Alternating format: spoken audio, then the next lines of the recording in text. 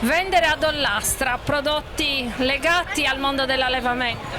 Assolutamente sì, noi produciamo campane da più di 30 anni, io fondo l'ottone e lo porto in tutte le fiere della Sardegna e Ollastra è sempre stata una bella fiera, si vede anche dal movimento che c'è, quindi sì, il campanaccio a Ollastra.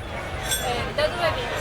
Tonara, il paese dei campanacci e del torrone, ma anche dei campanacci. È un'antica tradizione quella di Tonara. Assolutamente sì.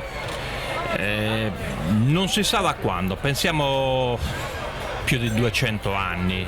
Mammutone se suona i campanacci di Tonara, quella maschera non so se è dal 1800, si dicono così, quindi è da sempre, ecco, diciamo. È cambiata l'esigenza nel tempo?